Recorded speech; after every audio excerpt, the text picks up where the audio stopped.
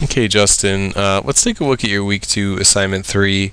The first thing for me is that it's a very small assignment. If I kind of just crop out where you actually have drawing in place and not kind of take a look at the area that you have that doesn't really have anything in it, we're looking at an assignment that's generously 400 by 600. I would say it's actually smaller because there's less space I could crop out, where we're looking at like a 360 by 480, and that's just a little bit too small for me. I think you need to get up there and make the drawing and the scan a little bit bigger. I think the actual drawing could be a little bit bigger. It seems like you've got a huge amount of paper in place and you're just containing it within this small little area.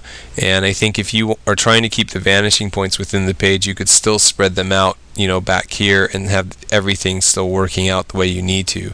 But you've got all this space, so much space, that I think you need to work a little larger. This is going to help you also just in general with your kind of technique and laying in the marker, because you'll have more space to work and things don't have to be so kind of scrunched up, which I think tends to make things very, very difficult.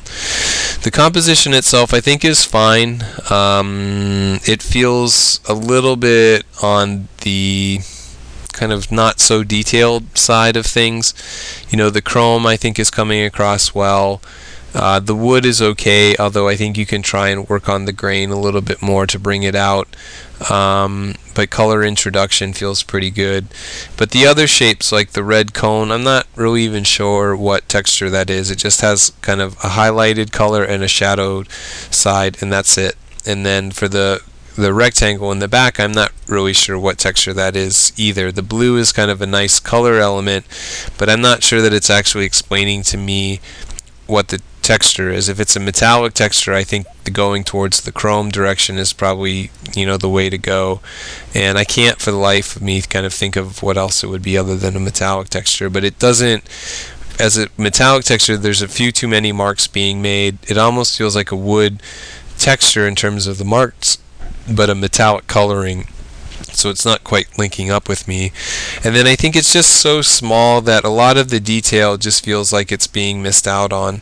Although I would say the basic components are in place. You have a light and a dark side of things, you've got cast shadows in place, and the shading seems to be good. But like in the case of the cone, the shading is there, but it's very limited. I'd almost like to see another value for the shadow tone and maybe another middle to dark value. I think more distinction between the sides on the cube could be very helpful, and texturally it definitely could use more detail.